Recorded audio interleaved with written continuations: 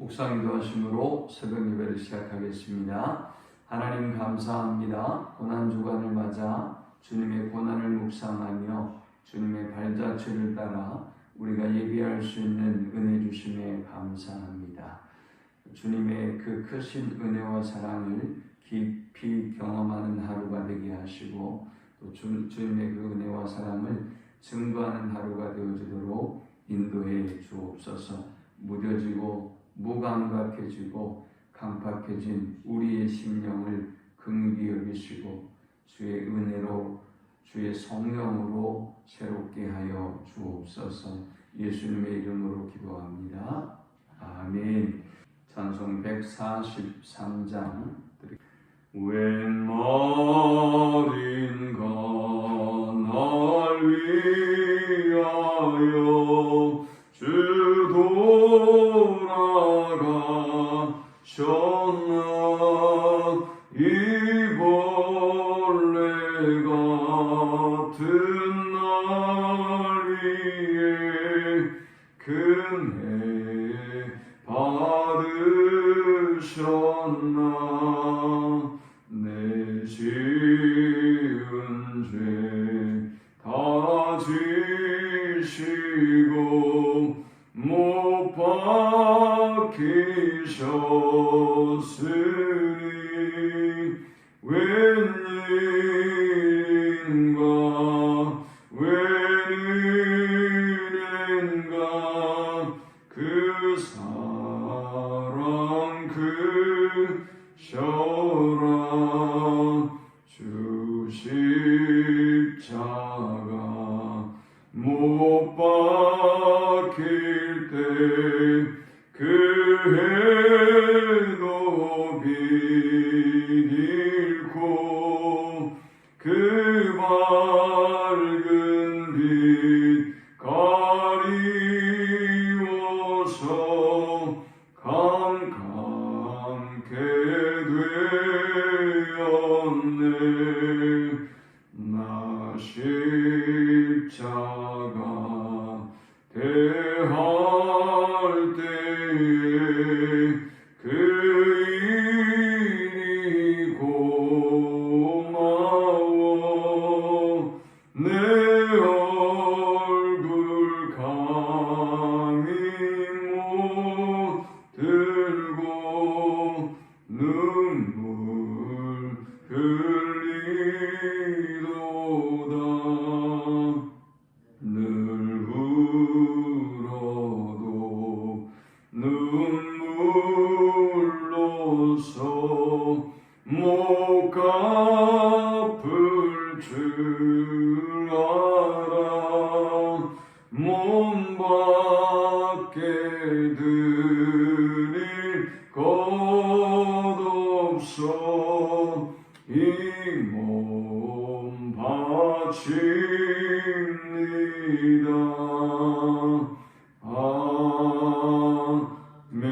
아멘. 오늘 이 시간에 주시는 살아계신 하나님의 말씀은 신약성경 마태복음 26장 69절에서 75절의 말씀입니다.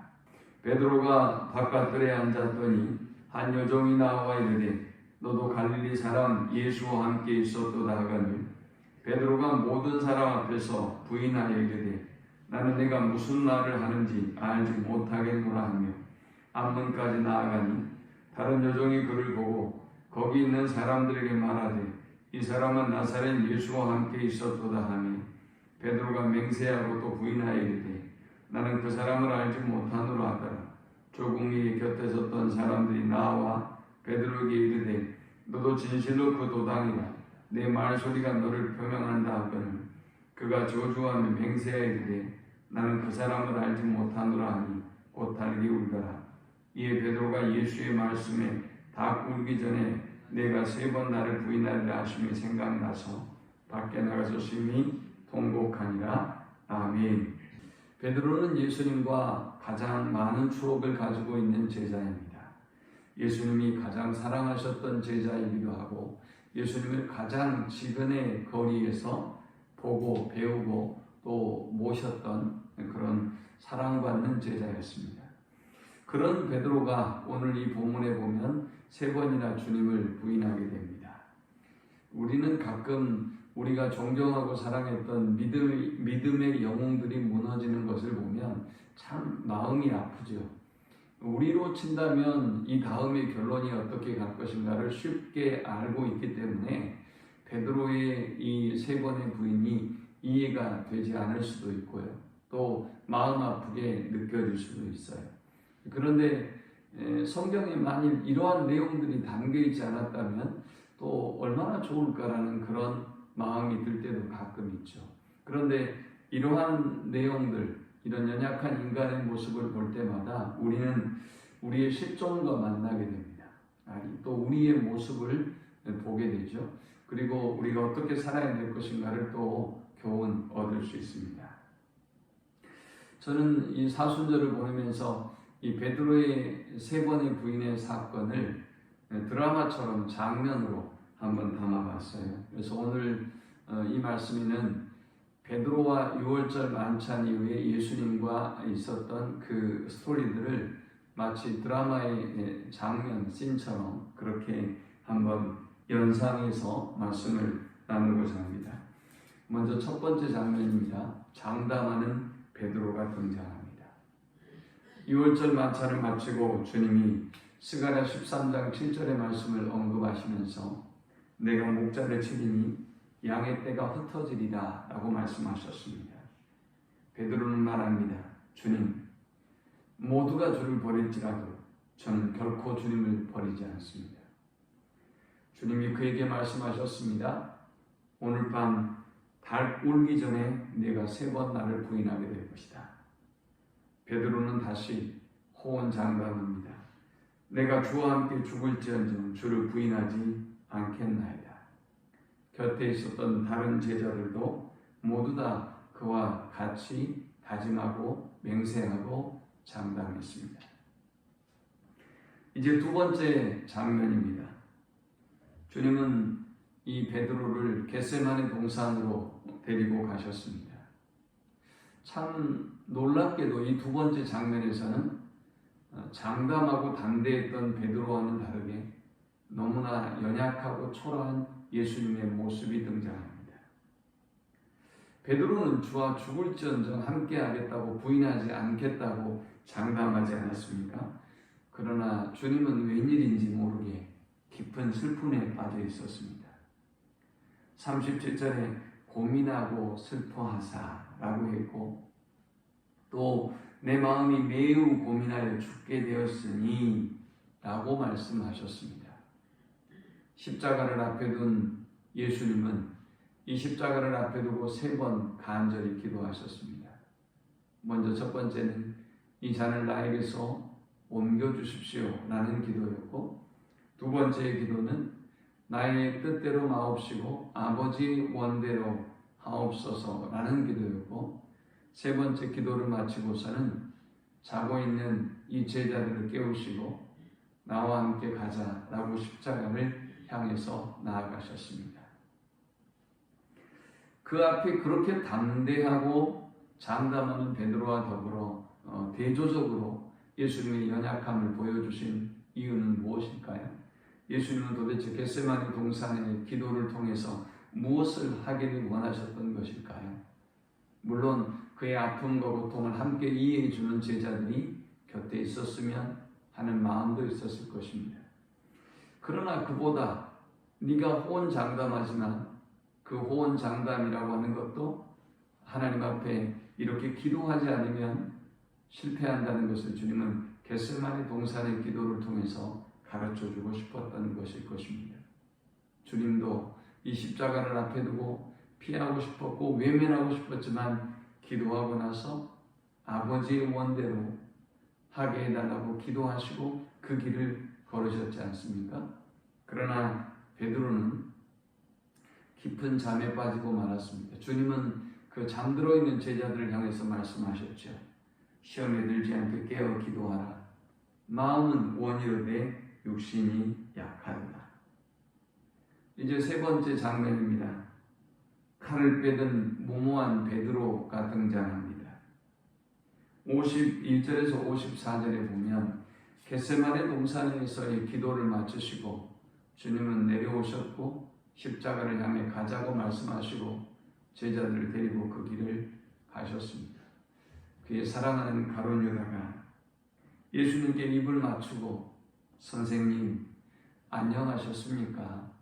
라고 그를 팔아 넘기고 맙니다. 베드로는 분노했고 칼을 빼서 대제사장의 종의 귀를 잘라버리고 말았습니다. 주님은 이러한 베드로를 오히려 책망하셨습니다. 너는 내가 내 아버지께 구하여 지금 12군단 더 되는 천사를 보내시게 할 수 없는 줄로 아느냐? 내가 만일 그렇게 하면 이런 일이 있으리라는 성경이 어떻게 이루어지겠느냐 하시더라 라고 54절에 말씀했습니다. 주님은 베드로에게 말씀하셨습니다. 나는 스스로 자취하며 이 고난의 길을 순종하며 가고 있다. 나는 하나님의 뜻을 성취하기 위해서, 말씀을 성취하기 위해서 이 길을 걸어가고 있다 라고 말씀하셨습니다. 베드로가 칼을 빼들고 대제사장의 종의 귀를 자르는 것은 무모한 일이지요. 그의 죽음만 오히려 재촉하는 무모한 일에 불과합니다. 그것은 하나님이 이루시고자 했던 일을 막을 수 없는 일이었습니다. 자, 그리고 이제 네 번째 등장하는 장면은 멀찍이 주님을 따르는 베드로입니다. 베드로의 마음속에 여러 가지 생각이 들었을 것입니다. 베드로는 어떻게 주님을 위하여 할 수 있는 것이 없었습니다. 주님은 이 십자가를 지시겠다고 하셨고 그것이 하나님의 뜻을 이루는 것이라고 하셨고 그리고 무력적인 힘으로 물리적인 힘으로도 이 길을 막아설 수 있는 능력이 그에게는 없었습니다. 그는 이제 멀찍이 주님을 쫓습니다.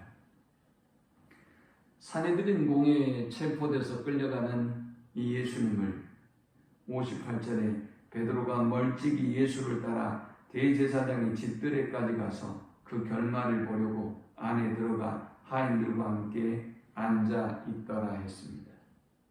아무것도 할 수 없었던 베드로, 주님의 십자가의 이 여정을 막아설 수 없었던 베드로는 이제 가까이 주님을 따를 수도 없었고 멀찍이 주님을 따라야만 했습니다. 그러나 그가 사랑했던 주님의 모습을 그는 끝까지 보기를 원했습니다. 멀찍이서 주님을 바라보고 있습니다. 사내들인 공회 앞에서의 주님의 모습은 참으로 처참하고 초라했습니다. 경배받아야 될 그가 오히려 신성 모독의 죄를 범한 것으로 몰렸고 그리고 사람들은 이 주님의 얼굴에 침을 뱉었고 주먹으로 쳤고 그리고 손바닥으로 때렸습니다. 사람들은 얘기했습니다. 네가 그리스도냐? 그러면 선지자 노릇을 해봐라. 네가 그리스도인데 너를 친 우리는 그러면 누구냐? 라고 68절에 말씀했습니다. 주님은 놀랍게도 침묵하셨습니다. 63절에 예수께서 침묵하시거늘 했습니다. 이런 예수님의 모습을 보고 있었던 베드로의 마음은 어땠을까요? 정말 찢어졌을 것입니다. 그도 멀찍이 주님을 바라보고 있었지만 자신이 그토록 존경하고 섬겼던 그리고 생애를 걸고 배와 그물을 버려두고 쫓았던 주님이 이토록 처참하게 매를 맞고 모욕을 당하고 수치를 당하는 모습을 보면서 그의 마음은 아마 찢어졌을 것입니다. 달려가서 막아서고 싶은 마음이 간절했을 것입니다. 그러나 그는 그렇게 하지 못했습니다.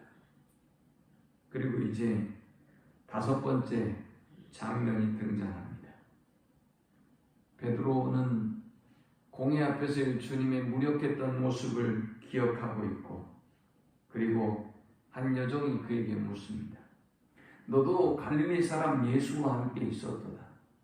베드로는 부인합니다. 모든 사람 앞에서 나는 내가 무슨 말을 하는지 알지 못하겠다 라고 말했습니다. 그리고 그 자리를 피합니다. 다른 여종이 또 그를 보고 말합니다. 이 사람은 나사렛 예수와 함께 있었도다. 베드로는 더 강하게 부인합니다. 맹세하고 또 부인하여 이르되 나는 그 사람을 알지 못하나. 조금 후에 곁에 있던 사람들이 베드로에게 또 이렇게 말합니다. 너도 진실로 그 도당이다. 내 말소리가 너를 표명한다 하거늘. 베드로의 지방 언어 사투리가 그를 증명한다고 사람들이 말하고 있는 것입니다. 그때 베드로는 그가 저주하여 맹세하여 이르되 나는 그 사람을 알지 못하노라 하니 곧 달기 울더라 했습니다. 베드로의 부인은 점점 더 강렬해지고 있습니다. 저주하고 맹세하고 그리고는 알지도 못한다고 말하고 있습니다. 여러분, 그런데 이것이 어찌 베드로만의 실패라고 말할 수 있을까요? 우리는 우리의 일상 속에서 우리가 불편하면 혹은 손해를 보겠으면 또 입장이 곤란하면 우리는 언제든지 이렇게 우리 연약한 모습을 보일 때가 참으로 많습니다. 마지막 장면입니다. 주님을 생각하고 통곡하는 베드로가 등장합니다. 75절에 이에 베드로가 예수의 말씀에 닭 울기 전에 내가 3번 나를 부인하리라 하심이 생각나서 밖에 나가서 심히 통곡하니라. 저는 베드로의 실패를 생각해 보았습니다. 베드로는 왜 실패했을까? 먼저 베드로의 장단이 그의 실패를 예견하고 있습니다. 여러분, 신앙생활의 장담이라고 하는 건 있을 수 없어요. 우리가 아무리 믿음이 좋고 아무리 신앙의 경력이 대단하고 아무리 우리의 직분이 무엇이라 할지라도 장담하는 자는 곧 넘어지고 실패할 수밖에 없는 것입니다. 그는 왜 실패했을까요? 두 번째, 그는 겟세마네에서처럼 자신의 연약함을 인정하고 하나님의 능력을 구하는 깨어 기도하는 모습을 그는 잃어버렸기 때문입니다.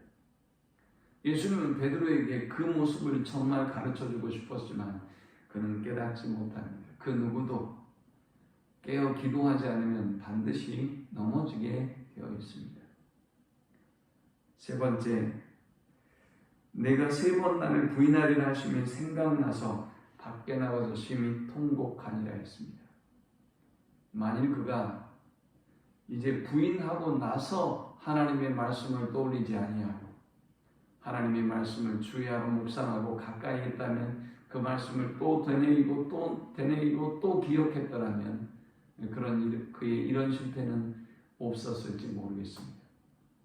그러나 그는 말씀을 멀리 했고 닭이 울고 나서야 그 주님의 말씀이 기억났기 때문에 실패하고 말았습니다. 사랑하는 여러분, 이 베드로의 실패의 장면들을 보면서 우리들의 삶의 모습을 보셨으면 좋겠습니다. 다른 사람의 실패라고 우리가 쉽게 얘기할 수 있는 문제도 아니고요. 또 우리의 삶 속에서 이런 베드로와 같은 연약한 모습을 우리는 수없이 실제로 보이고 있기 때문입니다. 이 말씀을 기억하고 베드로의 실패를 기억하면서 어떤 상황에서라도 깨어서 우리가 주님을 시인하고 인정하고 십자가를 지고 주님을 따를 수 있는 충성스러운 하나님의 분들이 되시기를 축원합니다. 하나님 감사합니다. 그의 말씀을 통해서 은혜 받고 깨닫습니다. 주신 말씀대로 우리가 온전히 주님을 기뻐하고 찬양하며 자기를 부인하고 자기 십자가를 지고 뒤따를 수 있는 우리가 되게 하여 주옵소서. 어떤 위기와 어려움 앞에도 결코 물러서지 아니하고 부끄럽지 아니하는 종들이 되도록 인도해 주옵소서.